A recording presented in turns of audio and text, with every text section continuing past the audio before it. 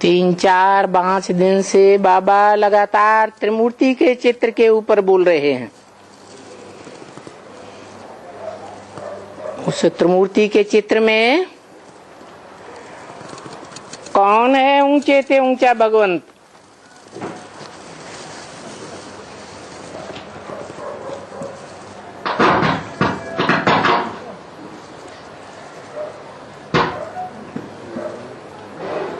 ब्रह्मा विष्णु शंकर तो नीचे हो गए,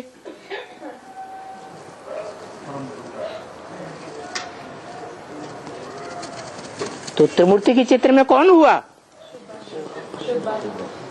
चित्र में शिव बाप, वो तो बिंदी का नाम है। आत्माओं का बाप मेरी बिंदी का ही नाम है। शरीर तो मेरा होता ही नहीं, बाकी आत्माओं के नाम शरीर पर पड़ते हैं।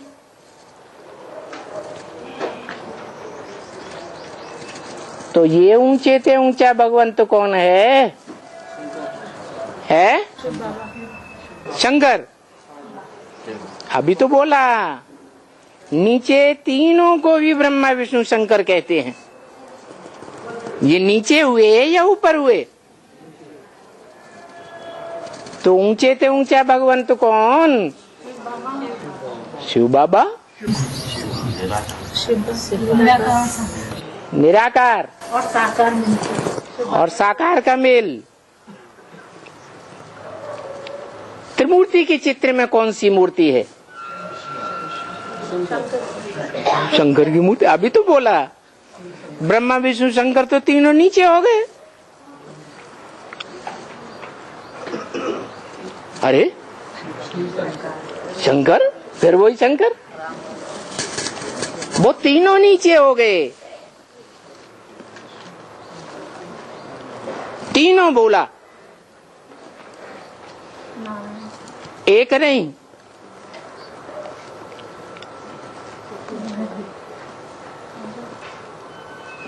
वो ऊंचे से ऊंचा भगवंत कहते हैं मुझे याद करो।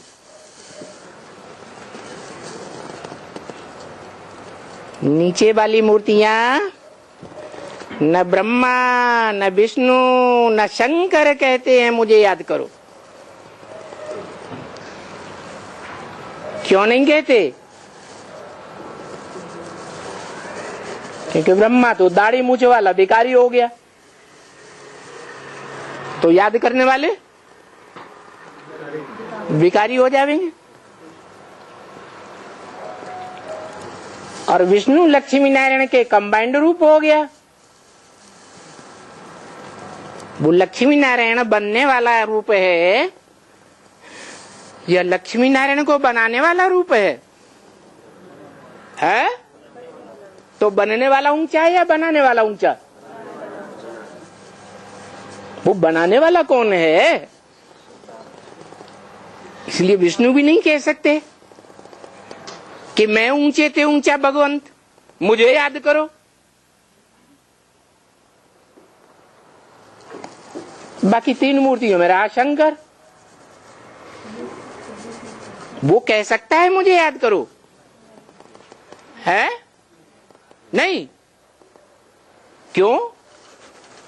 सूक्ष्म वतन की 3 पुरियों में तो वो ही मूर्ति सबसे ऊपर दिखाई गई है। उससे ऊपर तो परम धाम है, वहां तो कोई मूर्ति होती नहीं।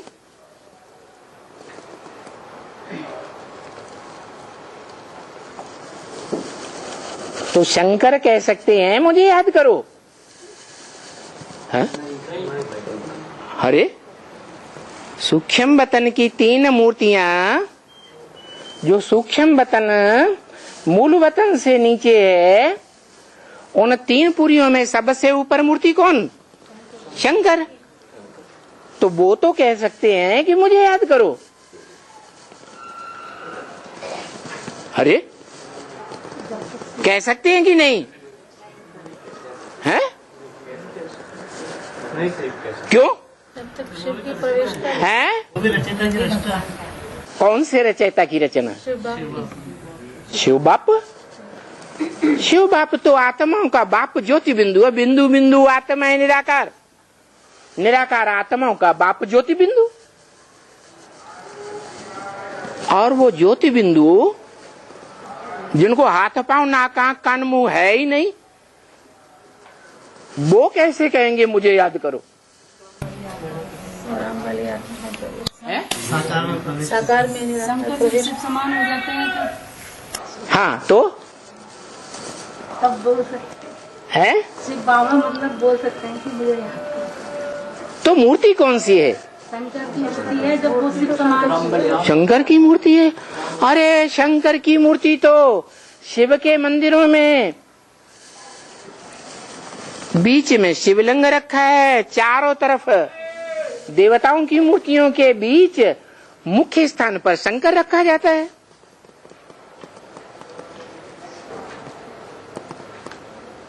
तो मुखिया हुआ, ऊंचते ऊंच हुआ, देवता हुआ या भगवान हुआ? हाँ, देवताओं में बड़ा देवता है, इसलिए कहते हैं महादेव।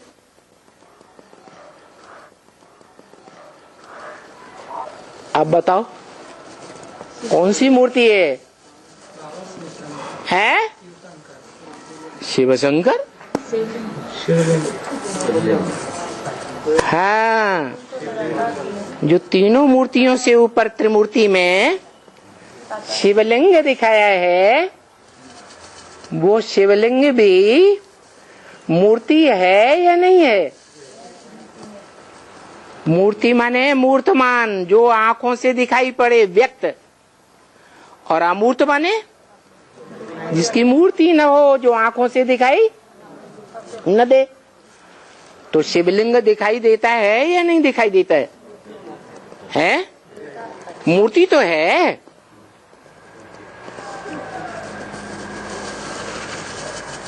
वो शिव बाबा है, वो कहते हैं मुझे याद करो। तो क्या वो साकार है?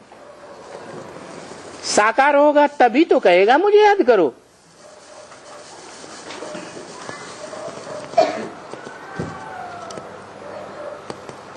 शिवलिंग कहता है मुझे याद करो।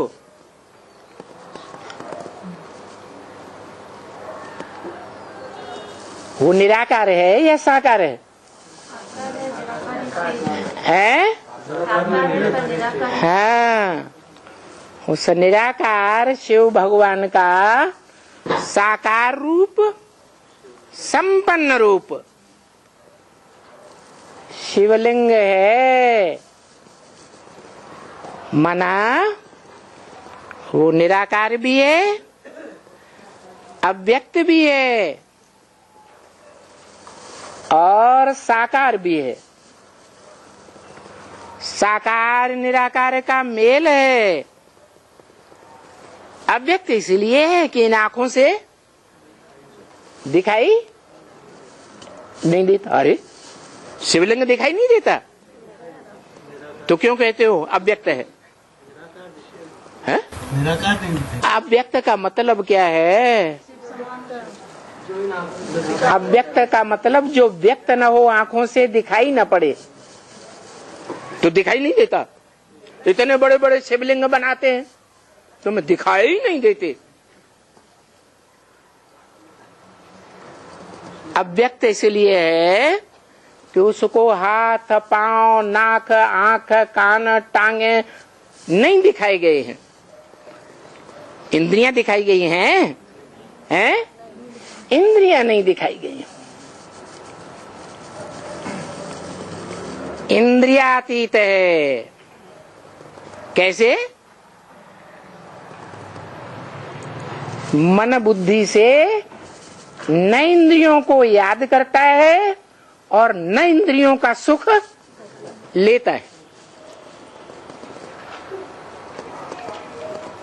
इसलिए वो साकार भी है, अव्यक्त भी है। इसीलिए गीता में लिखा है अव्यक्त मूर्तिना वो मूर्ति भी है, मन साकार भी है और अव्यक्त भी है। इसलिए भगवान बाप मुरली में भी कहते हैं, क्या कहते हैं, मुझे साकार को याद नहीं करना है। मैं सिर्फ साकार नहीं हूं, मैं क्या हूं? साकार में निराकार हूं।